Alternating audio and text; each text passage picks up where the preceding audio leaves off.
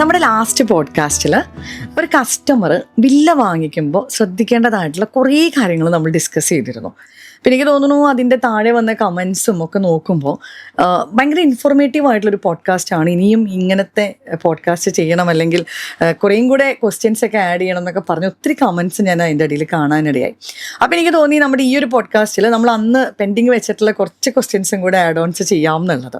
അപ്പോൾ ശരിക്കും പറഞ്ഞാൽ സാർ ഒത്തിരി വില്ലകൾ ചെയ്യുന്ന ഒരാളാണ്. വില്ല പ്രോജക്ട്സ് ഒരുപാട് നമ്മൾ പല ലൊക്കേഷനിൽ, ഇപ്പോൾ കൊച്ചിയാണെങ്കിലും ട്രിവാൻഡ്രം ഒക്കെ നമ്മൾ ചെയ്യുന്നുണ്ട്.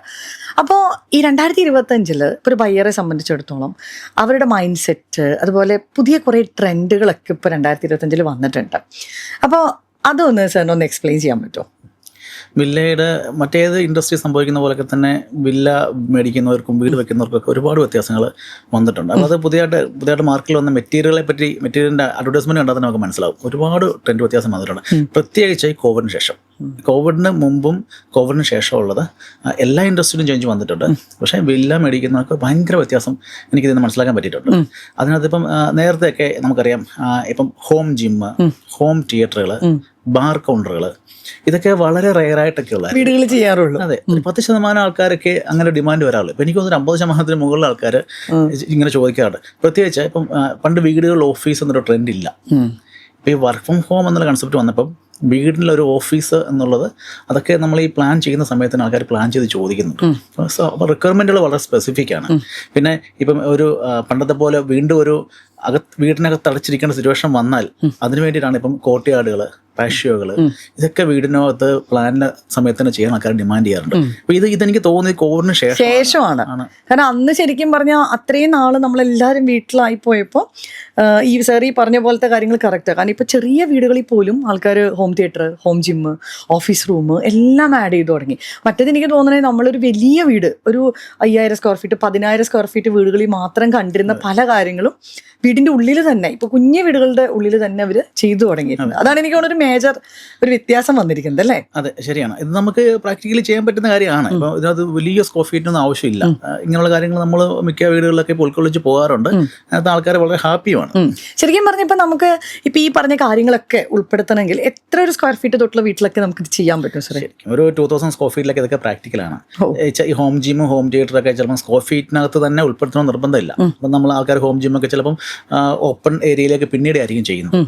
അതൊക്കെ നമുക്ക് ചെയ്യാവുന്ന കാര്യങ്ങൾ. അപ്പോൾ അത് നമ്മൾ ബിൽഡറുമായിട്ട് കമ്മിറ്റ് ചെയ്ത സ്ക്വയർ ഫീറ്റ് തന്നെ അത് വരണമെന്ന് നമ്മളൊന്നും അങ്ങനെ വാശി പിടിക്കാറില്ല. ആൾക്കാർക്ക് ചെയ്യണമെങ്കിൽ അത് ചെയ്യാം. നമ്മളൊരു ഇൻട്രസ്റ്റോടെ അതിനൊക്കെ കൺസിഡർ ചെയ്യാറുണ്ട്. ഇപ്പോൾ സാറ് പറഞ്ഞ പോലെ കോവിഡിന് മുൻപ്, കോവിഡിന് ശേഷം എന്ന് പറഞ്ഞിട്ട് ഭയങ്കര മാറ്റങ്ങൾ എല്ലാ ഇൻഡസ്ട്രിയിലും ഉണ്ട്. എനിക്ക് തോന്നുന്നു നമ്മുടെ കൺസ്ട്രക്ഷൻ ഫീൽഡിൽ ഒത്തിരി മാറ്റങ്ങൾ വന്നിട്ടുണ്ട്. അപ്പോൾ എനിക്കിപ്പോൾ ഒരു ക്വസ്റ്റ്യൻ ചോദിക്കാനുള്ളതെന്ന് പറഞ്ഞാൽ നമ്മൾ ഈക്കോ ഫ്രണ്ട്ലി ലിവിങ് അല്ലെങ്കിൽ സസ്റ്റൈനബിൾ ലിവിങ് എന്നൊക്കെ പറയുന്ന കാര്യങ്ങൾ, അത് ശരിക്കും ഒരു വില്ല പ്രോജക്ട്സിലൊക്കെ നമുക്ക് പ്രാക്ടിക്കൽ ആണോ? അതെങ്ങനെയാണ് ഒരാളുടെ ഒരു മെൻ്റൽ ഹെൽത്തിനെ, ലൈഫ് സ്റ്റൈലിനെയൊക്കെ എങ്ങനെയായിരിക്കും അത് ബാധിക്കുന്നത്? വില്ല പ്രൊജക്റ്റുകളാണ് ശരിക്കും. നമ്മളിപ്പം ഫ്ലാറ്റും വില്ലകളും തമ്മിലൊരു കമ്പാരിസൺ എപ്പോഴും ഉണ്ട്. ഏതാണ് ബെറ്റർ, ഏത് ചൂസ് ചെയ്യണം?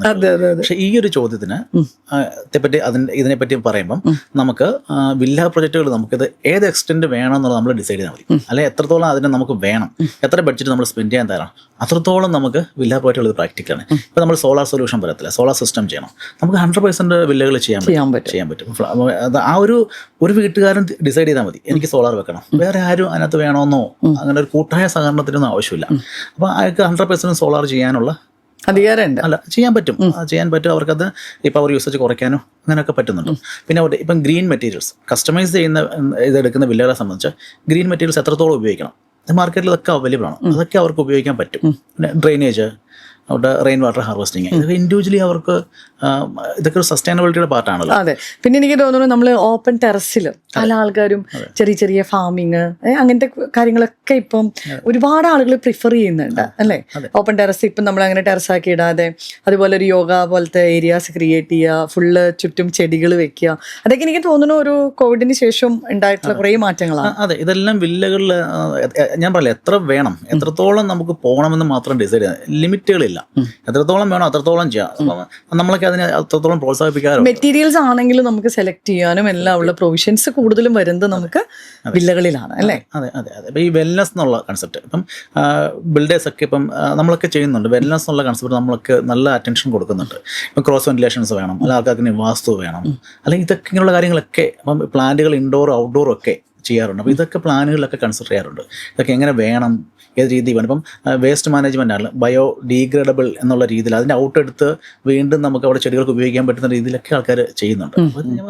പറഞ്ഞ പോലെ എങ്ങനെ വേണമെങ്കിലും നമുക്കിത് വില്ലകൾ പ്രാക്ടിക്കലാണ്. അതുപോലെ തന്നെ നമ്മളിപ്പോൾ ഒരു വില്ല മേടിക്കുമ്പോൾ അതൊരു വെരി ലോഞ്ചിങ് സ്റ്റേജിൽ വാങ്ങിക്കുന്നതാണോ അല്ലെങ്കിൽ റെഡി ടു മൂവിനായിട്ട് വാങ്ങിക്കുന്നതാണോ? ഏതായിരിക്കും സാർ പ്രിഫർ ചെയ്യാം? ബേസ്ഡ് ഓൺ ദ കസ്റ്റമർ നീഡാണ്. ഒരാൾക്ക് ഇപ്പം ടൈമില്ല, പെട്ടെന്ന് വീട് കിട്ടിയേ പറ്റുള്ളൂ എന്നുണ്ടെങ്കിൽ അയാൾ റെഡി ടു മൂവിന് അല്ല ഓപ്ഷൻ ഉള്ളൂ. അതെല്ലാം സമയങ്ങളുണ്ട് ഉണ്ടെങ്കിൽ ഒരുപാട് അഡ്വാൻറ്റേജ് ഉണ്ട് അതിനകത്ത്. ഇപ്പം കസ്റ്റമൈസ് ചെയ്ത് വില്ലകൾ ഇത്രയും കിട്ടുക എന്നുള്ളത് ഇത് ശരിക്കും ഒരു വലിയ അഡ്വാൻറ്റേജാണ്, വലിയ ബെനിഫിറ്റാണ് കസ്റ്റമേഴ്സിനെ സംബന്ധിച്ച്. കാരണം അവർക്ക് അവരുടെ താല്പര്യങ്ങളും വീടിനെ പറ്റിയുള്ള അവരുടെ സങ്കല്പങ്ങളൊക്കെ ഉൾക്കൊള്ളിച്ച് ഈ പ്ലാനിലും എൻ്റെ കൺസ്ട്രക്ഷനിലും ഇൻറ്റീരിയറിലൊക്കെ ഇൻവോൾവ് ചെയ്യാൻ പറ്റും.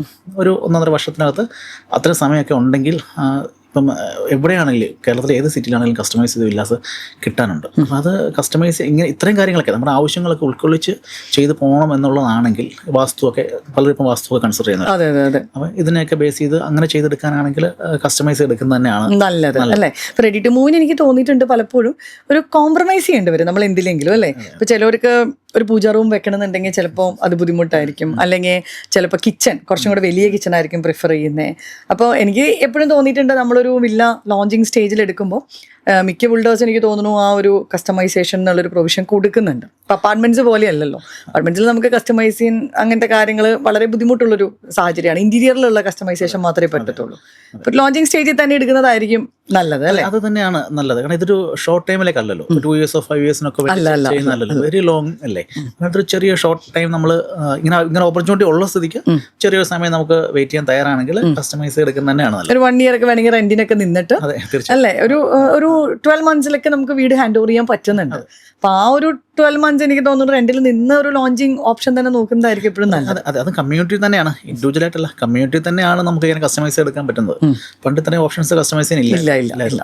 ഒരു ഇൻഡിവിജ്വൽ വീട് പണിയുമ്പോൾ മാത്രമാണ് ശരിക്കും പറഞ്ഞ ഇത്രയും കസ്റ്റമൈസേഷൻ പോസിബിൾ ആയിട്ടുണ്ടായിരുന്നു അല്ലേ? നമ്മുടെ വില്ല പ്രോജക്ട്സ് എല്ലാം എനിക്ക് തോന്നുന്നു കസ്റ്റമൈസേഷൻ നിങ്ങൾ സമ്മതിക്കുന്ന ഒരു ബിൽഡറാണ്. അപ്പോൾ ഈ കസ്റ്റമൈസേഷന് വരുമ്പോൾ ഏറ്റവും കൂടുതൽ ആൾക്കാർ പറയാൻ സാധ്യതയുള്ളത് വാസ്തു ആയിരിക്കും അല്ലേ? അതായത് വാസ്തു കറക്റ്റ് ആയിരിക്കണം, ഇങ്ങനെയുള്ള കുറേ കാര്യങ്ങൾ വില്ലയിൽ എന്തായാലും ഇത് നമ്മൾ പ്ലാൻ ചെയ്യുന്ന സമയത്ത് വരുന്നതായിരിക്കും. അപ്പം എന്താണ് അതിൻ്റെ ഒരു സിഗ്നിഫിക്കൻസ് അല്ലെങ്കിൽ അതിൻ്റെ റെലവൻസ് എന്തായിരിക്കും? വാസ്തു ഓരോരുത്തരുടെയും ഇഷ്ടങ്ങളാണ് ശരിക്കും. അപ്പം ചിലർ വാസ്തു എനിക്ക് തോന്നുന്നു നല്ലൊരു പെർസെൻറ്റേജ് ആൾക്കാർ വാസ്തുവിനെ ബേസ് ചെയ്താണ് വീടുകൾ വെക്കുന്നത്. അപ്പോൾ ഇത് വേണോ വേണ്ടയോ, നല്ലതാണോ, ഇതിനകത്ത് കാര്യമുണ്ടോ, ഇതിനെപ്പറ്റി ഒരുപാട് ചർച്ചകളൊക്കെ നടക്കും. പക്ഷേ ഇതിൻ്റെ സയൻറ്റിഫിക് സൈഡിലേക്ക് പോകുന്നതിന് പകരം നമുക്ക് ഇതിൻ്റെ ഒരു പ്രായോഗിക സൈഡ് നോക്കാം. പ്രായോഗിക സൈഡ് എന്ന് പറയുമ്പോൾ ഒരു വീട്ടിലെ എല്ലാവർക്കും ഇപ്പോൾ വാസ്തു വിശ്വാസമുണ്ട്, ഒരു വാസ്തു പ്രകാരം തന്നെ ചെയ്യട്ടെ, അതിനകത്ത് വേറെ മാറ്റമില്ല.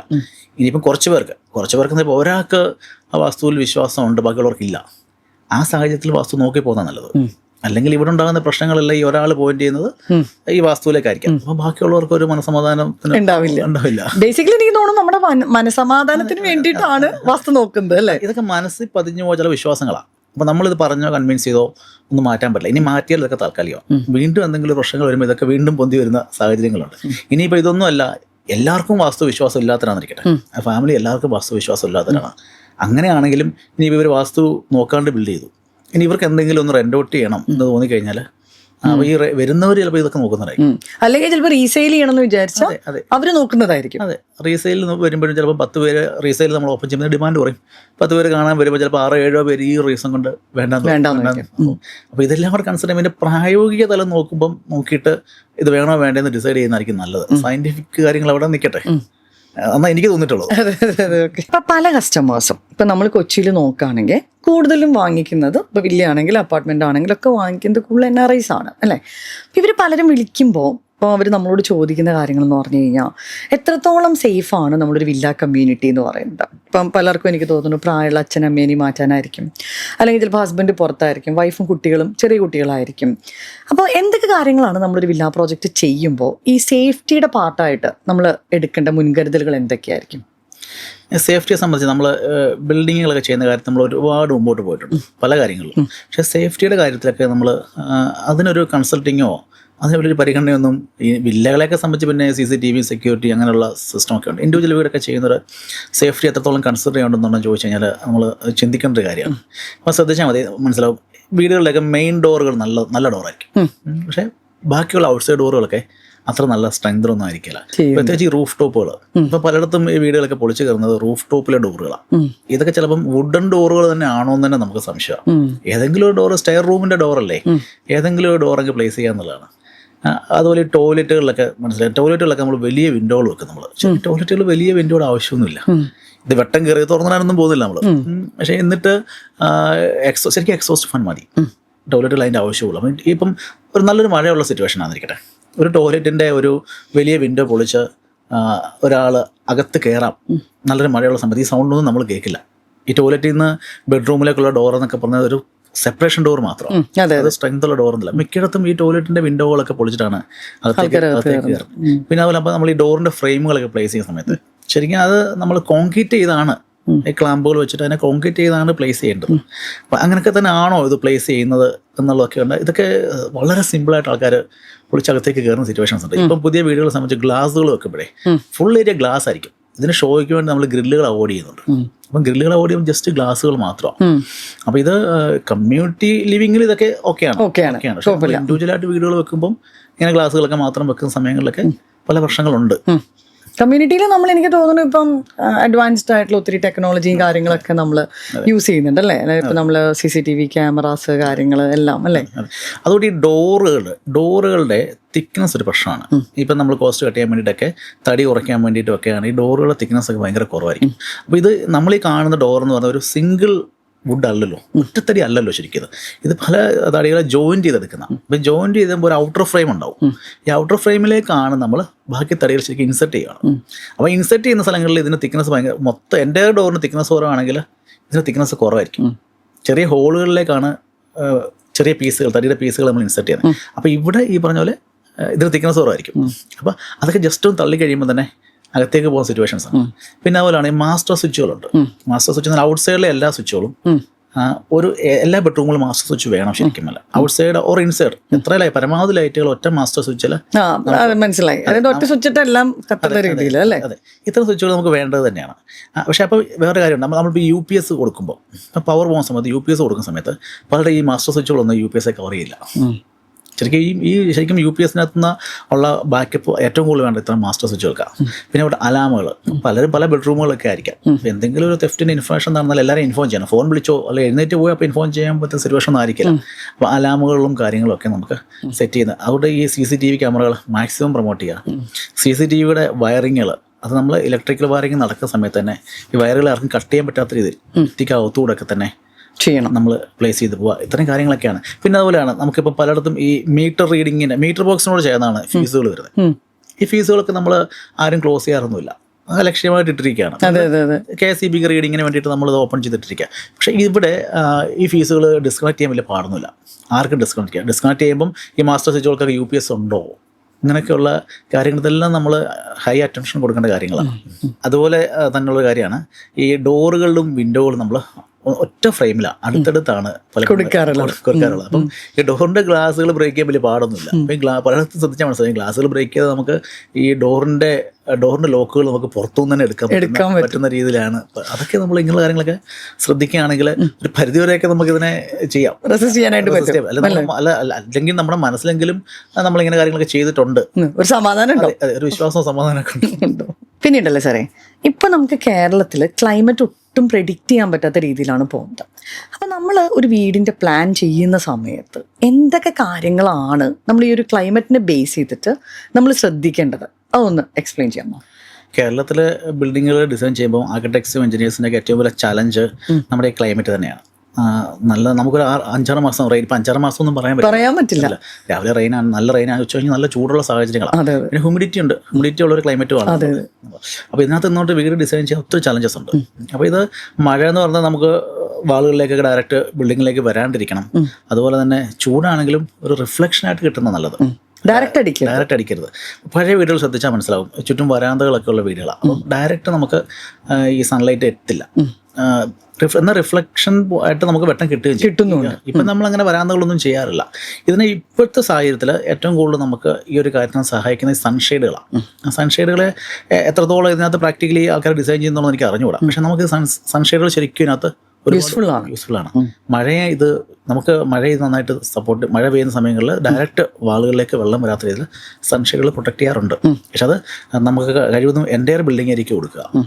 വിൻഡോകൾക്ക് മാത്രം കൊടുക്കാതെ വിൻഡോയ്ക്ക് കൊടുക്കണം. വിൻഡോയിൽ കൊടുത്തു കഴിഞ്ഞാൽ നമുക്ക് ഡയറക്റ്റ് സൺലൈറ്റ് വിൻഡോയിലേക്ക് അടിക്കുന്നതും ഒപ്പം തന്നെ ഈ മഴ പെയ്യുന്ന സമയത്ത് വിൻഡോ നനയാണ്ടിരിക്കാനൊക്കെ നല്ല. പക്ഷേ എൻ്റെ ഒരു ബിൽഡിങ്ങിന് ഈ സൺഷെയ്ഡുകൾ കൊടുത്തു പോകുന്നുണ്ടല്ലോ, ഈ ഒരു കാര്യത്തിന് നമുക്ക് കുറേയൊക്കെ പരിഹാരം ഉണ്ടാക്കാൻ പറ്റും അല്ലേ. പിന്നെ അതുപോലെ ഈ ബിൽഡിങ്ങിൻ്റെ സൗത്തിൽ നിന്നാണ് കൂടുതലും നമുക്ക് ചൂട് അകത്തേക്ക് വരുന്നത്. അപ്പോൾ നമ്മൾ ഡിസൈൻ ചെയ്യുന്ന സമയത്ത് വലിയ ഫിക്സ്ഡ് ഫ്രെയിമുകൾ, ഗ്ലാസ് ഉള്ള ഫിക്സ്ഡ് ഫ്രെയിമുകൾ സൗത്ത് സൈഡിൽ കൂടുതൽ ഒഴിവാക്കുക. അല്ലെങ്കിൽ ആ സൈഡുകൾ ഔട്ട് സൈഡ് നമുക്ക് ട്രീസൊക്കെ പ്ലാന്റ് കുറച്ചുകൂടെ നന്നായിരിക്കും. അതായത് വലിയ വിൻഡോസ് ഒക്കെ നമ്മൾ ആ ഒരു വാൾസിൽ കൊടുക്കുന്നത് ഒഴിവാക്കുന്നത് നല്ലതായിരിക്കും അല്ലേ. അതെ, അങ്ങനെ ഒഴിവാക്കുക. അത് കൊടുക്കുകയാണെങ്കിൽ തന്നെ നമുക്ക് അതിന് പ്രിക്കോഷൻസ് എടുക്കണം. നല്ല കോട്ടന്റെ കർട്ടനുകളൊക്കെ ഇട്ട് മാനേജ് ചെയ്യുക. അപ്പോൾ കൂടുതൽ ചൂടകത്തേക്ക് വരാത്ത സാഹചര്യം ഉണ്ടാവും. പിന്നെ നമുക്ക് ചെടികൾ ഇൻസൈഡ് ഔട്ട് സൈഡിലും ഒക്കെ വെക്കാം. ഒരു പരിധിവരെയൊക്കെ ഇത് നമുക്ക് മാനേജ് ചെയ്യാൻ പറ്റും. അതൊക്കെ എനിക്ക് തോന്നുന്നു ആ ഒരു പ്ലാനിങ് സ്റ്റേജിൽ തന്നെ നമ്മൾ ചെയ്യുവാണെങ്കിൽ കുറേ കാര്യങ്ങളല്ലേ. ഇപ്പോൾ വീടിൻ്റെ ഉള്ളിൽ ചൂട് കുറയ്ക്കും, ഇതൊക്കെ നമ്മൾ കഴിഞ്ഞ ഒരു പോഡ്കാസ്റ്റിൽ നമ്മൾ ഡിസ്കസ് ചെയ്തിരുന്നു.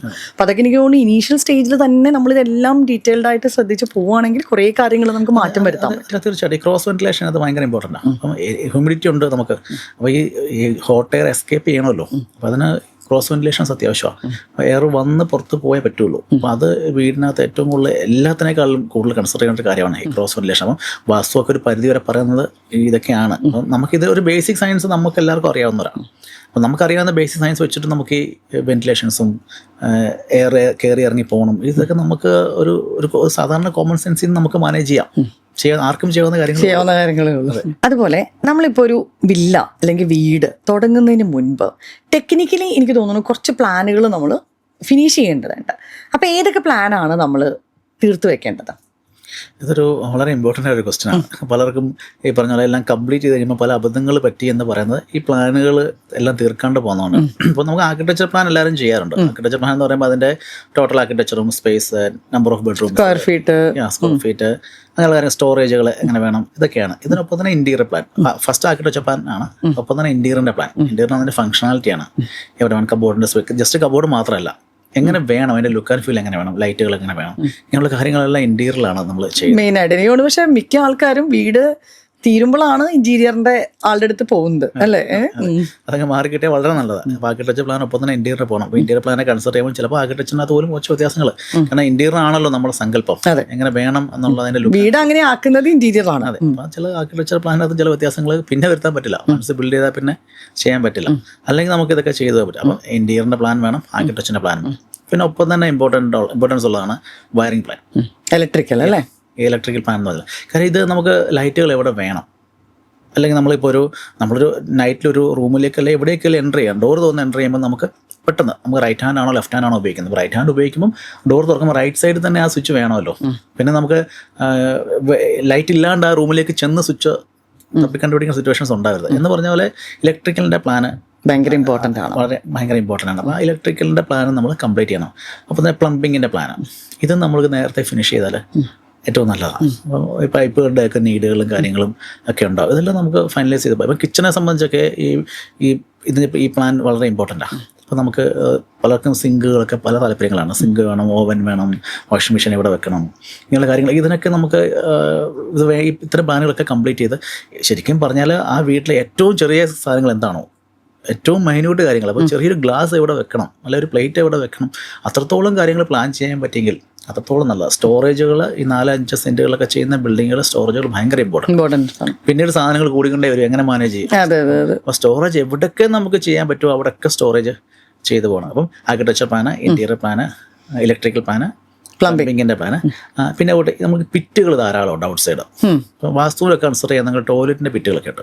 ഇത് പലപ്പോഴും കന്നിമൂലയ്ക്ക് അവിടെ ഇവിടെയൊക്കെ വരാൻ പാടില്ല എന്നൊക്കെ ഉണ്ട്. അപ്പം കന്നിമൂലയൊക്കെ ആദ്യമേ ഡിസൈഡ് ചെയ്തിട്ട് ഈ ടോയ്ലറ്റിൻ്റെ പിറ്റ് എവിടെ വേണം, വേസ്റ്റ് വാട്ടർ ഇവിടെ പോകണം, കിച്ചൻ്റെ വാട്ടർ ഇവിടെ പോകണം, ഈ പിറ്റുകളുടെ എല്ലാം പ്ലാനുകൾ നേരത്തെ ഡിസൈഡ് ചെയ്യണം. അപ്പോൾ പലപ്പോഴും ഈ ബിൽഡിങ്ങുകൾ പണിതിട്ടാണ് ഈ പിറ്റ് എടുക്കാൻ പോകുന്നത്. ചിലപ്പോൾ ബിൽഡിങ്ങിൻ്റെ ബാക്കിലായിരിക്കും പിറ്റിൻ്റെ പൊസിഷൻ. പിന്നെ അവിടെ JCB നമുക്ക് ഇത്തരം വണ്ടികളൊക്കെ കൊണ്ടുപോകാനും ഇവിടെ നിന്നുള്ള സോയില് പിന്നെ അവിടെ നിന്ന് അൺലോഡ് ചെയ്യാനൊക്കെ ബുദ്ധിമുട്ടാണ്. അപ്പോൾ നേരത്തെ കണ്ടുപിടിക്കുകയാണ് ചിലപ്പോൾ ബിൽഡിങ്ങിന് മുമ്പ് ചെയ്യുന്നതിന് മുമ്പ് ചിലപ്പോൾ ഈ പിറ്റ് ഇളക്കി എടുക്കേണ്ടി വരും. അപ്പോൾ ഈ പിറ്റിൻ്റെ പ്ലാൻ കൃത്യമായിട്ട് എടുത്തു പോയാൽ വാസ്തുവിനെയും ഇതിൻ്റെ പൊസിഷൻസൊക്കെ കൺസിഡർ ചെയ്യാനും അത് കൃത്യമായിട്ട് നമുക്ക് ഈ പ്ലംബിങ്ങിൻ്റെ വയറുകളൊക്കെ പ്ലംബിങ്ങിൻ്റെ ആ ഒരു ലൈനുകളൊക്കെ ഫിക്സ് ചെയ്ത് പോകാനൊക്കെ പറ്റും. അപ്പോൾ അതും ഈ പിറ്റുകളുടെ പ്ലാനുകളും വളരെ ഇമ്പോർട്ടൻസ് ആണ്. പിന്നെ ഇതെല്ലാം കഴിഞ്ഞിട്ട് ഒരു ഫിനാൻഷ്യൽ പ്ലാനും വേണം. ഓക്കെ, അതാണ് എനിക്കോട് മെയിൻ അല്ലേ. അത് ഇതിപ്പോൾ അത് എഞ്ചിനീയർ ആർക്കിടെക്റ്റൊന്നും അല്ല ചെയ്യേണ്ടത്, അവനും ചെയ്യേണ്ട കാര്യമാണ്. അപ്പോൾ അത് എവിടെ അവസാനിപ്പിക്കണം, എത്ര രൂപയ്ക്ക് അവസാനിപ്പിക്കണം, അല്ലെങ്കിൽ ഇപ്പം ഇൻറ്റീരിയറിന് ഞാൻ എത്ര സ്പെൻഡ് ചെയ്യും, അല്ലെങ്കിൽ സാനിറ്ററിക്ക് ഞാൻ എത്ര സ്പെൻഡ് ചെയ്യും എന്നുള്ളത്. ഇനി എവിടെയെങ്കിലും കുറവുകൾ വന്നാൽ അങ്ങോട്ടും ഇങ്ങോട്ടും അഡ്ജസ്റ്റ് ചെയ്തിട്ടാണെങ്കിൽ ഇത് ആ ഒരു ബഡ്ജറ്റിൽ നിർത്താൻ ശ്രമിക്കും. പല ആൾക്കാരും പറയും ഞാൻ പ്ലാൻ ചെയ്തപ്പോൾ ഇത്രയായിരുന്നു, പക്ഷെ അതിൽ നിന്ന് പിന്നെ കുറേ എമൗണ്ട് ഒത്തിരി മുകളിലേക്ക് ഇപ്പോൾ വീട് വെക്കുമ്പോൾ മെയിനായിട്ട് കേൾക്കുന്ന ഒരു കാര്യമാണ് അത്. അത് ഈ കൺസ്ട്രക്ഷൻ്റെ ഓരോ സ്റ്റേജ് അനുസരിച്ച് ഇപ്പോൾ 60% തീർന്നു, ഓക്കെ, മൊത്തം 60% തീർന്നെങ്കിൽ ഞാൻ ടാർഗറ്റ് ചെയ്യൽ 60% എത്തിയോ എന്നൊരു ക്വസ്റ്റ്യൻ ഉണ്ട്. ഇത് പലപ്പോഴും ആരും ചെക്ക് ചെയ്യാറില്ല. ഒരു എമൗണ്ടൊക്കെ എല്ലാവരും ഫൈനലൈസ് ചെയ്യും, പക്ഷേ എമൗണ്ട് ഫൈനലൈസ് ചെയ്ത ഒരു വഴിക്കായിരിക്കും വർക്കും സെലക്ഷൻസും നമ്മുടെ ഡിമാൻഡുകളും നമ്മുടെ റിക്വയർമെൻറ്റുകളൊക്കെ വേറൊരു സൈഡായിരിക്കും. അപ്പോൾ ഇത് തമ്മിൽ മാച്ച് വരാത്തതുകൊണ്ടാണ് മിക്കപ്പോഴും എൻഡ് വരുമ്പോഴത്തേക്ക് എല്ലാവരും ഒരു ഡെപ്റ്റിലേക്ക് പോകുന്നതിൻ്റെ റീസൺ അതാണ്. അത് ഫിനാൻഷ്യൽ പ്ലാനിങ്ങും ഇതിനൊപ്പം തന്നെ ഇമ്പോർട്ടൻ്റ്. പ്ലാനുകളുടെ കാര്യം പറയുമ്പോൾ സ്ട്രക്ചറൽ പ്ലാൻ ഉണ്ട്. സ്ട്രക്ചറൽ പ്ലാൻ നമ്മൾ സ്ട്രക്ചറൽ എഞ്ചിനുമായി ബന്ധപ്പെട്ട് ഒരുപാട് സ്ട്രക്ചറൽ ഇഷ്യൂസ് ഒക്കെ ഉള്ളതാണെങ്കിൽ ഒരു സ്ട്രക്ചറൽ പ്ലാൻ കംപ്ലീറ്റ് ചെയ്യണം. അപ്പോൾ അതിൻ്റെ ബീമുകളും കാര്യങ്ങളും അതിലുപയോഗിക്കുന്ന സ്റ്റീലുകൾ എങ്ങനെയാണ് വേണ്ടത്, അങ്ങനെയുള്ള ഒരു സ്ട്രക്ചറൽ പ്ലാൻ നമുക്ക് വർക്കുകളൊക്കെ തുടങ്ങുന്നതിന് മുമ്പേ കിട്ടുകയാണെങ്കിൽ നല്ലതായിരിക്കും. പിന്നെ ഒരു സൂപ്പർവിഷൻ ചെയ്യാനൊക്കെ അത് നമുക്ക് ഒത്തിരി ഉപകാരപ്പെടും. ഇൻറ്റീരിയറിൻ്റെ പ്ലാനുണ്ട്, ആർക്കിടെക്ചർ പ്ലാൻ, അതാണല്ലോ നമ്മൾ ആദ്യം ചെയ്യേണ്ട ആർക്കിടെക്ചർ പ്ലാൻ. അതെ. പിന്നെ ഇലക്ട്രിക്കൽ പ്ലാൻ ചെയ്യണം, നമുക്ക് പ്ലംബിങ്ങിൻ്റെ പ്ലാൻ ചെയ്യണം. പിന്നെ പിറ്റുകൾ, ടോട്ടൽ ബിൽഡിങ്ങിനകത്ത് എത്ര പിറ്റുകളാണ്, ഔട്ട് സൈഡിൽ എത്ര പിറ്റുകളാണ് വരുന്നത്, ആ പിറ്റുകളുടെ പ്ലാനുകളെല്ലാം തന്നെ നമ്മൾ ഇതെല്ലാം നമുക്ക് ശരിക്കും പറഞ്ഞാൽ ഒരു വർക്ക് എക്സിക്യൂട്ട് ചെയ്യുന്നതിന് മുമ്പ് കംപ്ലീറ്റ് ചെയ്യേണ്ട കാര്യങ്ങളാണ്. അതുപോലെ തന്നെ സർ പറഞ്ഞ പോലെ ഫിനാൻഷ്യൽ അല്ലേ, അതും മെയിനായിട്ട് ചെയ്യണം, ഇമ്പോർട്ടൻ്റ് ആയിട്ട് ചെയ്യണം. അതുപോലെ തന്നെ ഇപ്പം നമ്മൾ വില്ലയാണെങ്കിലും വീടാണെങ്കിലും ഇത് നമുക്ക് ഹാൻഡ് ഓവർ ചെയ്തതിന് ശേഷമുള്ള മെയിൻ്റനൻസ് ഉണ്ടല്ലോ സാറേ, അത് എത്രത്തോളം ഇമ്പോർട്ടൻ്റ് ആണ്? വളരെ ഇമ്പോർട്ടൻ്റ് ആണ്. അപ്പോൾ നമ്മളൊരു കാറിൻ്റെ കാര്യം പറഞ്ഞ പോലെയൊക്കെ തന്നെയാണ്. അപ്പം മിക്കപ്പോഴും എവറി 10,000 കിലോമീറ്ററിലായിരിക്കുമല്ലോ കാറുകളുടെ മെയിൻ്റനൻസ്. അത് ഉപയോഗിച്ചാൽ ഇല്ലെങ്കിലും ചെയ്യണം. എന്ന് വീടും അങ്ങനെയൊക്കെ തന്നെയാണ്. അപ്പോൾ ഉപയോഗിക്കാത്ത വീടുകൾക്കായിരിക്കും ചിലപ്പോൾ കൂടുതൽ മെയിൻ്റനൻസ് ആവശ്യം. ഇത് മിക്കപ്പോഴും ഒരു ക്ലൈമറ്റ് കണ്ടീഷൻസ്, ഒരു ക്ലൈമറ്റ് ചേഞ്ച് വരുന്നതിന് മുമ്പായിട്ട് വീട്ടിൽ വേണ്ട ഒരു മെയിൻ്റനൻസ് നമ്മൾ ചെയ്യണം. നമ്മളിപ്പോൾ ഒരു 5,000-10,000 രൂപയുടെ മെയിൻ്റനൻസ് ഒക്കെ ഒരു വർഷം ചെയ്താൽ ചിലപ്പോൾ 1-2 വർഷം കഴിയുമ്പോൾ നമുക്ക് 5-10 ലക്ഷം രൂപയൊക്കെ നമുക്ക് ലാഭിക്കാൻ പറ്റും. ഇത് പീരിയോഡിക്കായിട്ട് ചെയ്ത് പോകേണ്ട ഒരു കാര്യം തന്നെയാണ്. അപ്പോൾ വൺസ് ചെയ്തിട്ട് കഴിഞ്ഞാൽ ഒരിക്കലും അതിനകത്ത് മെയിൻ്റനൻസ് വരത്തില്ല എന്ന് പറയാൻ പറ്റില്ല. അതിൽ ഒരുപാട് ടൈപ്പ് ഓഫ് നമ്പർ എന്ന് പറയുമ്പോൾ നമ്പർ ഓഫ് മെയിൻ്റനൻസുകൾ വരാം.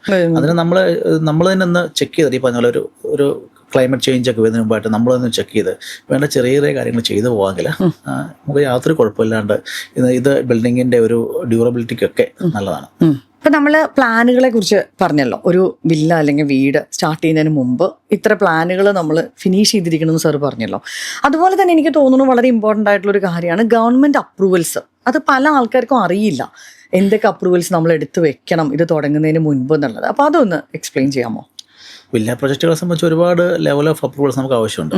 ഇപ്പോൾ ഒരു 125 സെൻസ് അല്ലെങ്കിൽ 20 വില്ല ഇത്രയാണെങ്കിൽ ഇതിനുള്ളിലാണെങ്കിൽ നമുക്ക് ലോക്കൽ ബോഡിയുടെ അപ്രൂവൽ മതി. അത് പഞ്ചായത്ത്, മുനിസിപ്പാലിറ്റി, കോർപ്പറേഷൻ.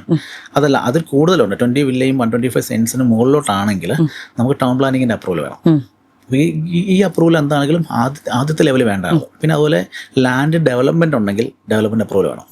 അതുപോലെ നമ്മൾ ഒരു വലിയ എക്സ്റ്റെൻഡ് ആണ് ലാൻഡ്, അതിനെ സ്പ്ലിറ്റ് ചെയ്താണ്, ഒരു 5 ഏക്കേഴ്സ് ആണ്, നമ്മൾ 5 to 10 സെൻറ്റ് സ്പ്ലിറ്റുകളാണ് നമ്മൾ സെല്ല് ചെയ്യുന്നെങ്കിൽ അതിന് സബ് ഡിവിഷൻ ലേഔട്ട് എന്ന് പറയും. അതിനെ ഡിവൈഡ് ചെയ്തിട്ടുള്ള ലേഔട്ട്. അതിപ്പോൾ നമ്മൾ ഈ ബേസ്ഡ് ഓൺ ദ സെൻറ്റ് എങ്ങനെയാണോ, അത് town planning or local body എവിടുന്ന് വേണമെങ്കിലും നമുക്ക് എടുക്കാം. ഇവിടെ നല്ല conditions based on the conditions അവിടുന്ന് ഡെവലപ്മെന്റ് പെർമിറ്റ് എടുക്കണം, സബ് ഡിവിഷൻ എടുക്കണം.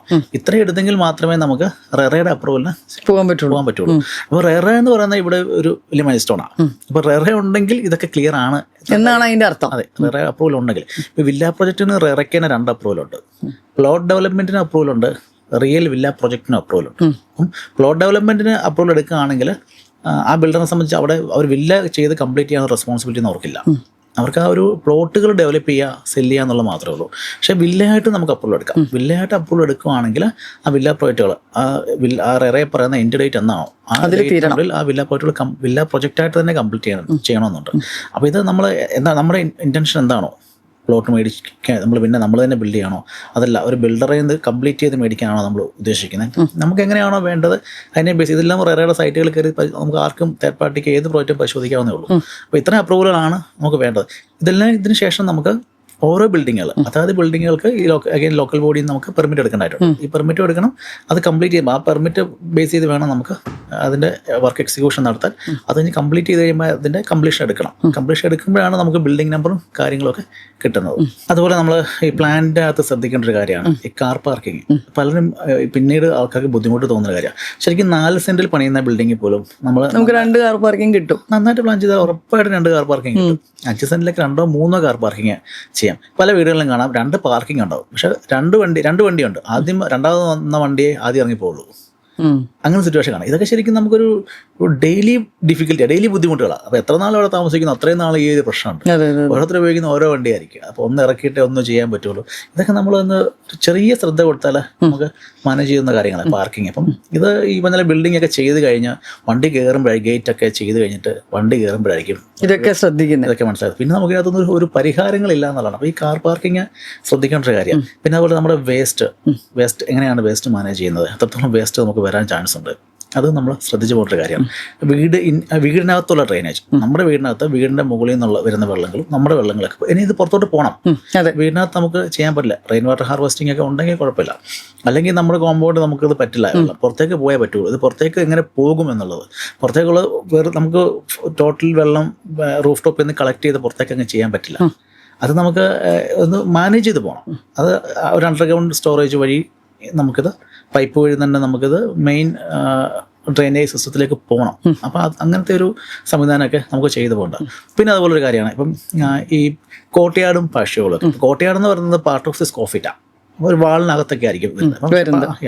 അത് സ്ക്വയർ ഫീറ്റിനകത്ത് വരും. അപ്പം പാഷ്യോലാണെങ്കിൽ ഓപ്പൺ ആയിട്ടായിരിക്കും ചെയ്യുന്നത്. അപ്പം ഇപ്പം നമുക്കൊരു ചെറിയ ബിൽഡിങ്ങുകളാണെങ്കിൽ പോലും ഇത്തരം കോട്ടയാടും പാഷ്യോ കൊടുക്കുന്ന സമയത്ത് ഓപ്പൺ ഫീൽ കിട്ടും. ഇതൊക്കെ നമുക്ക് നോക്കുമ്പോൾ മിക്കവാറും ഗ്ലാസ് ഏരിയ ആയിരിക്കും, ഗ്ലാസ് ഏരിയ കഴിഞ്ഞിട്ടൊക്കെ ആയിരിക്കും കോട്ടയാടൊക്കെ വരുന്നത്. അപ്പം നമുക്ക് ഒരു ഗ്രീൻ വ്യൂ കിട്ടും, ബിൽഡിങ്ങിനകത്ത് ഓപ്പൺ ഫീൽ കിട്ടും. നമുക്ക് ശരിക്കും ആ വീടിന്റെ ഉള്ളിലേക്ക് കയറുമ്പോൾ തന്നെ ഒരു സന്തോഷം ഉണ്ടാവും. അതെ, ചെറിയ ബിൽഡിംഗ് വളരെ ചെറിയ സ്ക്വയർ ഫീറ്റ് ആയിരിക്കും, ചെറിയ ലിവിംഗ് ഏരിയോ ഡൈനിങ് ഏരിയോ അല്ലെങ്കിൽ ഫാമിലി ലിവിംഗ് ഒക്കെ ആയിരിക്കും. അപ്പോൾ ഇതിന് സൈഡിൽ ഇത്ര പശുകളൊക്കെ നമുക്ക് ഇപ്പോൾ അത് തന്നെ ചെയ്ത് കൊടുക്കുന്ന ആൾക്കാരുണ്ട്, അതിന് തന്നെ എക്സ്പെർട്ടൈസ് ഉള്ള ആൾക്കാരാണ്. അവർ വന്ന് ചെയ്യുവാണെങ്കിൽ കുറച്ചുകൂടെ നല്ലത്. അപ്പോൾ അതിനുള്ള സ്പേസുകൾ നമ്മൾ ആർക്കിടെക്ചർ പ്ലാൻ ഡെവലപ്പ് ചെയ്യുമ്പോൾ കണ്ടെത്തിയാൽ മതി. ഇതിപ്പോൾ ഇമ്മീഡിയറ്റ്ലി ചെയ്യണമെന്നില്ല, പിന്നീട് ചെയ്താലും മതി. പക്ഷേ വൺസ് ഇത് ചെയ്ത് കഴിഞ്ഞാൽ ആ ബിൽഡിംഗ് നമുക്ക് സമയം സ്പെൻഡ് ചെയ്യാൻ ഒരു ബോറടി തന്നെ ഉണ്ടാവത്തില്ല. അത്രത്തോളം നല്ലതാണ്. ഇപ്പം നമ്മൾ പ്ലാനുകളെ കുറിച്ച് പറഞ്ഞു, അപ്രൂവൽസിനെ കുറിച്ച് പറഞ്ഞു, ഡിസൈനിനെ കുറിച്ച് പറഞ്ഞു, ഒത്തിരി കാര്യങ്ങൾ നമ്മൾ ഈ ഒരു പോഡ്കാസ്റ്റിൽ നമ്മൾ ഡിസ്കസ് ചെയ്തു. അപ്പോൾ എനിക്കും ചോദിക്കാനുള്ളതെന്ന് പറഞ്ഞു കഴിഞ്ഞാൽ ഇത് ലാസ്റ്റ് ക്വസ്റ്റ്യൻ ആണ് സാറിൻ്റെ അടുത്ത്. അപ്പം നമ്മളൊരാൾ വീട് വാങ്ങിക്കുമ്പോൾ ഇതൊന്നും അല്ലാതെ നമ്മൾ അഡ്രസ്സ് ചെയ്യേണ്ട ഒരു പോയിന്റ് ഉണ്ടോ? അങ്ങനൊരു പോയിന്റ് ഉണ്ടോ എന്ന് ചോദിച്ചാൽ, എന്നെ സംബന്ധിച്ച് ഞാൻ ഇതിലേക്ക് വരുന്നത് ഒരു ബിസിനസ്സായിട്ട് വരുന്നതല്ല. ഇപ്പം ചെയ്യുന്ന ബിസിനസ്സായിട്ടല്ല വരുന്നത്. എൻ്റെ ഗ്രാൻഡ് ഫാദറായിട്ടൊക്കെ സ്റ്റാർട്ട് ചെയ്തതാണ്. അപ്പോൾ ഗ്രാൻഡ് ഫാദറൊക്കെ സംബന്ധിച്ച് ഒരു പണി ചെയ്യുന്ന ആൾക്കാരാണ്. പിന്നെ അച്ഛൻ്റെ കാലഘട്ടത്തിൽ കോൺട്രാക്ട് ബിസിനസ്സിലേക്കൊക്കെ വന്ന് ഞാൻ IT ഫാദർ മരിച്ചപ്പോൾ റിസൈൻ ചെയ്തതിലോട്ട് വന്ന ഒരാളാണ്. അപ്പോൾ നമ്മൾ ഒരു ബിൽഡിംഗ് ചെയ്യാനോ ഒരു വില്ല മേടിക്കാനോ ബിൽഡറിനോ ആർക്കിടെക്ട്സിനെയോ എഞ്ചിനീയേഴ്സിനെയോ ഒക്കെ മീറ്റ് വർക്കുകളൊക്കെ നമ്മൾ ചെയ്തു പോകും. പക്ഷേ ഇപ്പം ഇതിനകത്ത് ഹാൻഡ്സ് ഓൺ വർക്ക് ചെയ്യുന്ന കുറച്ച് ആൾക്കാരുണ്ട്. റിയലി നമ്മൾ ഈ ആർക്കിടെക്ട്സ് വരയ്ക്കുന്നുള്ള എഞ്ചിനീയേഴ്സ് ഡിസൈൻ ചെയ്യുന്നു, കാര്യമൊക്കെ ശരിയാണ്, വാങ്ങിക്കുന്നവർ പൈസ കൊടുക്കുന്നു. പക്ഷേ ഇത് ഹാൻഡ്സ് ഓൺ ചെയ്യുന്ന ഇവരാരുമല്ല, വാങ്ങിക്കുന്നവരുമല്ല, ഈ പറഞ്ഞ ആരുമല്ല. ഈ ഫ്രെയിമിലൊന്നും വരാത്ത കുറച്ച് ആൾക്കാരുണ്ട്. അവരാണ് റിയലി ഇതിൻ്റെ വർക്ക് എക്സിക്യൂട്ട് ചെയ്യുന്നത്. അപ്പോൾ ഇവരെയും കൂടെ ഞാൻ പല സ്ഥലത്ത് ഇതിനെ കണ്ടിട്ടുണ്ട്. അപ്പോൾ ഇവരെയും കൂടെ പണ്ട് കാലഘട്ടങ്ങളിലൊക്കെ ഒരു വീട് ഹാൻഡ് ഓവർ ചെയ്യുന്ന സമയത്ത് അതിന് മെയിനായിട്ട് എല്ലാവരെയും പറ്റത്തില്ല, അതിനകത്ത് മേജറായിട്ടുള്ള ആൾക്കാരെയൊക്കെ വിളിച്ചിട്ട് നമ്മൾ അവർക്കൊരു ഹാപ്പിനെസ് എന്നുള്ള രീതിയിലാണ് നമ്മളെപ്പോഴും ഒരു ഡ്രസ്സ് കൊടുക്കുക, ചെറിയ എന്തെങ്കിലും ക്യാഷ് കൊടുക്കുക, അങ്ങനത്തെ കുറേ കാര്യങ്ങളുണ്ടായിരുന്നു പണ്ട്. ഇതൊക്കെ ഉണ്ടായിരുന്നു. അപ്പം അതിപ്പം പൈസ ഇതൊന്നും അല്ല അവർക്കൊക്കെ, അല്ലെങ്കിൽ അവരായിട്ട് ചെയ്തത് അവർക്കൊന്ന് കാണാനുള്ളൊരു അവസരം അറ്റ്ലീസ്റ്റ് അങ്ങനെയൊക്കെ ചെയ്തു പോകുന്ന സാഹചര്യങ്ങൾ പണ്ട് കണ്ടിട്ടുണ്ട്. ഇപ്പം എനിക്ക് തോന്നുന്നു ഇപ്പം അത് കുറവാണ്. ഇല്ല. അതുപോലെ എനിക്ക് തോന്നുന്നത് നമ്മൾ ഈ കട്ട്ല വെക്കണമെന്ന് എന്തോ ഭയങ്കര ഫുഡൊക്കെ കൊടുത്തിട്ടുള്ള പരിപാടികളൊക്കെ പണ്ട് ഉണ്ടായിരുന്നു അല്ലേ? അതൊക്കെ പണ്ട് ഉണ്ടായിരുന്നു. അപ്പോൾ അത്രയൊന്നും ഇല്ലെങ്കിൽ പോലും എനിക്ക് പലയിടത്തും ചെല്ലുമ്പോൾ നമ്മൾ പല വീടുകളിൽ അവസാനം ചെല്ലുമ്പോൾ ഇത് ബന്ധപ്പെട്ട ആൾക്കാർ അവർ ചിലപ്പോൾ ആ പ്രൊജക്ട് സൈറ്റിൽ തന്നെ ഉണ്ടാവും. അപ്പം ഇത് അറിയില്ലാത്തതുകൊണ്ട് സംഭവിക്കുന്ന, അല്ലാതെ ഇപ്പം മനഃപൂർവ്വം ആരും ചെയ്യുന്നതല്ല. ആൾക്കാർ തിരക്കൊണ്ടൊക്കെ സംഭവിക്കും. പക്ഷേ അങ്ങനെ ഒരു കാര്യം ചെയ്താൽ നന്നായിരിക്കും എന്ന് തോന്നുന്നുണ്ട്. പലരും ചിലപ്പോൾ നമ്മൾ ചോദിക്കും ഇതേ ബന്ധപ്പെട്ട് പണി ചെയ്ത ആൾക്കാർ ആരൊക്കെയാണ്. ചില ലിസ്റ്റ് ഒക്കെ നമ്മുടെ എടുക്കാറുണ്ട്. ലിസ്റ്റൊക്കെ എടുത്തിട്ട് അവരെ കൂടെ കൺസിഡർ ചെയ്ത് പോകുന്ന ആ ഒരു വൺ ടൈം കൺസിഡർ ചെയ്ത് പോകുന്ന സാഹചര്യങ്ങൾ പൈസ കൊടുക്കുക എന്നുള്ളത് മാത്രമല്ല, ഒരു തൃപ്തിപ്പെടുത്തുക എന്നുള്ളത് ഒരു സന്തോഷം അല്ല, ആ സന്തോഷത്തിൽ അവരോടൊന്ന് പങ്കുചേരാം, അവരെയും കൂടെ അതിൽ ഉൾക്കൊള്ളിക്കുകയാണെങ്കിൽ കുറേ കൂടെ നന്നായിരിക്കും. അതെ, തീർച്ചയായിട്ടും. കാരണം അങ്ങനെ ആക്കിയെടുത്ത് എന്തായാലും അവരാണല്ലോ. പിന്നെ ഇതിനൊപ്പം തന്നെ വേറെ സിറ്റുവേഷൻസ് ഉണ്ട്. നമുക്ക് ഇതൊരു ലോഡിങ് അൺലോഡിങ് ബിൽഡിങ്ങിലുണ്ട്, പക്ഷേ ഇതിനകത്തൊരു ആർട്ട് വർക്കും ഉണ്ട്. അതെ, ആർട്ട് വർക്ക് എന്ന് പറയുമ്പം ഒരാളുടെ മനസ്സും കൂടെ വേണം, ഒരു സന്തോഷത്തോടെ ചെയ്യണം. സന്തോഷത്തോടെ ചെയ്യണം. അപ്പം നമ്മൾ എന്തെങ്കിലും തെറ്റുകൾ അതിൻ്റെ പണിക്കാരെ മാറ്റാം, നമുക്ക് മാറ്റുന്നതിന് കുഴപ്പമില്ല. അല്ല അവരെ മനസ്സ് വെറുപ്പിച്ച ഒരു ഇഷ്ടമില്ലാത്ത രീതിയിൽ വർക്ക് എക്സിക്യൂട്ട് ചെയ്യുന്ന സാഹചര്യങ്ങൾ ഇപ്പോൾ ഉണ്ട്. അതെ, അപ്പോൾ വർക്ക് ചെയ്യിപ്പിക്കുന്നവർ ആരും ആയിക്കോട്ടെ, അപ്പോൾ ഇങ്ങനെയുള്ള വർക്കേഴ്സിനോട് നമ്മൾ ഇവർക്ക് കുറച്ച് ഇമോഷൻസ് ഉള്ള ആൾക്കാരാണ്. അവർ ചെയ്യുന്ന വർക്കുകളെ നമ്മൾ അവിടെ നിന്ന് ബ്ലെയിം ചെയ്യുന്ന സിറ്റുവേഷൻസും അങ്ങനെ അല്ലെന്ന് ചോദിച്ചതിൻ്റെയോ പറഞ്ഞതിൻ്റെയോ കേട്ടതിൻ്റെയോ ഒക്കെ പ്രശ്നമായിരിക്കാം. ഇതൊക്കെ മനുഷ്യൻ ചെയ്യുന്ന കാര്യങ്ങളാണ്, മിസ്റ്റേക്സ് വരാം, വരുത്തില്ലെന്ന് പറയാൻ പറ്റില്ല. പക്ഷെ അത് അവിടെ നിന്ന് അവരെ ബ്ലെയിം ചെയ്തിട്ട് വീണ്ടും ആ വർക്കുകൾ വീണ്ടും അവിടെ നിന്ന് അവരെ കൊണ്ട് ആ വർക്കുകൾ ചെയ്യിപ്പിക്കുമ്പം എത്രത്തോളം നല്ലതാണ്. ആർട്ട് വർക്കുകൾ ആ മനസ്സുകൊണ്ട് ചെയ്യണം. ഇപ്പം നമ്മൾ ഈ കരിങ്കല്ല് വർക്കുകൾ കണ്ടിട്ടില്ലേ, ഒരു കരിങ്കല്ല് ഒരു ഷേപ്പിൽ കിട്ടണം എന്നുള്ളത് ആ ചെയ്യുന്ന ആളുടെ മനസ്സിലുള്ളതാണ്. മനസ്സിലുള്ളത് അത് നല്ലതാണെങ്കിൽ അയാളുടെ കയ്യിലേക്ക് വരണം. കയ്യിലേക്ക് വന്നെങ്കിൽ മാത്രമേ ആ കല്ല് അയാൾക്ക് നന്നായി അയാൾ ഉദ്ദേശിക്കുന്ന ഷേപ്പിൽ കിട്ടുന്നത്. ഏത് വർക്കാണല്ലോ അങ്ങനെ കേട്ടോ, അവർക്ക് മനസ്സിലുള്ള കാര്യങ്ങൾ അവരുടെ കൈവഴി വേണമല്ലോ, അതാണല്ലോ ആർട്ട് വർക്ക് എന്ന് പറയുന്നത്. അപ്പോൾ അതിനുള്ളൊരു സാഹചര്യം സൃഷ്ടിക്കാൻ, അതായത് ബിൽഡർ ആയിക്കോട്ടെ, മണി സ്പെൻഡ് ചെയ്യുന്ന ആരായിക്കോട്ടെ, അപ്പോൾ ഇവരെ കൂടെയൊക്കെ ചെയ്ത് അവരെ അനാവശ്യമായ ടോർച്ചറിങ്ങും കാര്യങ്ങളൊക്കെ ഒഴിവാക്കി കൊടുക്കാൻ നല്ലതായിരിക്കും. അതുകൊണ്ട് നമുക്ക് ഇങ്ങനെയൊക്കെ ചെയ്യുന്നതുകൊണ്ട് പ്രത്യേകിച്ച് നമുക്ക് ഗുണങ്ങളൊന്നുമില്ല, നെഗറ്റീവിലേക്കേ പോകുള്ളൂ, റിസൾട്ടുകളൊന്നും ഉണ്ടാവില്ല. അപ്പം ഇതും കൂടെ നമ്മളൊന്ന് കൺസിഡർ ചെയ്യുകയാണെങ്കിൽ ഒരു പോസിറ്റീവായിട്ടുള്ള വീട് നമുക്ക്, അതെ തീർച്ചയായിട്ടും. അല്ലെങ്കിൽ ഇപ്പം എങ്ങനെയെങ്കിലും തീർന്നാൽ മതി, എങ്ങനെയെങ്കിലും തീർത്തിട്ട് പോയാൽ മതി എന്ന സിറ്റുവേഷനിൽ നിന്ന് മാറിയിട്ട് ഒരു സന്തോഷത്തോടെ ഏറ്റവും നല്ലത് ഇവർക്ക് കൊടുക്കണം, ഏറ്റവും ബെസ്റ്റ് സർവീസ് ഇവർക്ക് കൊടുക്കണം എന്നുള്ള രീതിയിൽ പലരും, ഞാനിപ്പോൾ NRI കസ്റ്റമേഴ്സ് കാണാം, വരുന്ന സമയത്ത് ഈ പണി ചെയ്യുന്ന ആൾക്കാർക്ക് റിയലി ഗിഫ്റ്റുകളുമായിട്ട് വരുന്നവരെ ഞാൻ കണ്ടിട്ടുണ്ട്. അപ്പം ചിലർ അല്ല അങ്ങനെ ചെയ്യുന്നവരും ചെയ്യാത്തവരും ഉണ്ട്. അപ്പം ഈ ചെയ്യുന്നവരെ സംബന്ധിച്ചപ്പോൾ ഈ വർക്ക് ചെയ്യാൻ നിൽക്കുന്നവരെ മനസ്സിൽ ഇപ്പോൾ എല്ലാവർക്കും ഉണ്ടാവും, ഇങ്ങനെ ഗിഫ്റ്റ് കൊടുക്കുന്നതുകൊണ്ട് അവർക്ക് കൂടുതൽ സന്തോഷം ഉണ്ടാവണം എന്നുള്ളതല്ല, പക്ഷെ അവർക്ക് ഒരു സന്തോഷമുണ്ട്, ഹാപ്പിനെസ് ഉണ്ട് അവർക്ക്. അപ്പോൾ അതുകൂടെ ക്രിയേറ്റ് ചെയ്ത് പോവുകയാണെങ്കിൽ ആ ഒരു വീട് നല്ലതായിരിക്കും, പോസിറ്റീവ് ആയിരിക്കും, ഒരു എനർജി ഓൾറെഡി അവിടെ വരും, ഉണ്ടായിരിക്കും. അങ്ങനെ ഒരു തോന്നൽ എനിക്കുണ്ടായിട്ടുണ്ട്. അപ്പോൾ സാറേ ഒരുപാട് സന്തോഷം. വീണ്ടും നമുക്ക് കുറേ ഇൻഫർമേഷനായിട്ട് ഈ ഒരു എപ്പിസോഡിൽ ഇരിക്കാൻ പറ്റി. അപ്പോൾ എനിക്ക് തോന്നുന്നു ഗോയിങ് ഫോർവേഡ് ഇതുപോലത്തെ നല്ല കുറേ ഇൻഫർമേഷനായിട്ട് വീണ്ടും നമുക്ക് കാണാൻ പറ്റുമെന്ന് വിശ്വസിക്കുന്നു. അപ്പോൾ thanks for your time. Thank you Nimmi. നമ്മൾ കൂടുതൽ ഇരിക്കാറുള്ള പ്രൊജക്റ്റുകൾ ഓപ്പൺ ചെയ്യുന്ന സമയത്ത്, പ്രൊജക്റ്റുമായി ബന്ധപ്പെട്ട കാര്യങ്ങൾ സംസാരിക്കാനും അത് ഒബ്വിയസ്ലി സെയിൽസിന് വേണ്ടിയാണ്. പക്ഷേ ഇതൊന്നും അല്ലാതെ നമ്മൾ ഇത്ര ഇൻഫർമേഷൻസ് റിയലി ആൾക്കാർക്ക് കൊടുക്കുക, അതിന് നിങ്ങൾ ഇങ്ങനെ ഇനിഷ്യേറ്റീവ് എടുത്തതിന് അതിനെ ആദ്യം അപ്രിഷ്യേറ്റ് ചെയ്യണം. അപ്പോൾ നമ്മളിവിടെ പറഞ്ഞ കാര്യങ്ങളൊന്നും നമ്മുടെ പ്രൊജക്റ്റിൻ്റെ കാര്യങ്ങളോ സെയിൽസ് കാര്യങ്ങളൊന്നും അല്ല, ഇതുമായി ബന്ധപ്പെട്ടുള്ള ജനറൽ കാര്യങ്ങളാണ്, ജനറൽ ഇൻഫർമേഷൻസ് ആണ്. ഇതുമായി ബന്ധപ്പെട്ട് നിൽക്കുന്ന എല്ലാ ആൾക്കാർക്കും ഇത് യൂസ്ഫുൾ ആണ്. അപ്പോൾ നിങ്ങൾ ഇങ്ങനെ ഒരു ഇനിഷ്യേറ്റീവ് എടുത്തത് അത് വളരെ നല്ല കാര്യമാണ്. അപ്പോൾ അതുകൊണ്ട് ഇത്രയും കാര്യങ്ങളൊക്കെ ഇവിടെ ഒന്ന് പറയാനും ഒക്കെ പറ്റി. അപ്പോൾ ഒരു ഹാപ്പിനെസ് ഉണ്ട്. എനിക്ക് തോന്നിയപ്പോൾ ഇപ്പം നമ്മളിതിപ്പോൾ ഇത് വൈൻഡ് അപ്പ് ചെയ്യുകയാണ്. അപ്പം നമ്മളൊരു പ്രൊജക്റ്റിനെ പറ്റി കാര്യങ്ങൾ പറയുന്നത് കൂടുതൽ സന്തോഷമുണ്ട്, ഇത്രയും കാര്യങ്ങളൊക്കെ പറഞ്ഞത്. അപ്പം ഇനി ഇങ്ങനെയുള്ള കാര്യങ്ങളൊക്കെ തുടർന്ന് നടക്കട്ടെ. Anyway thank you.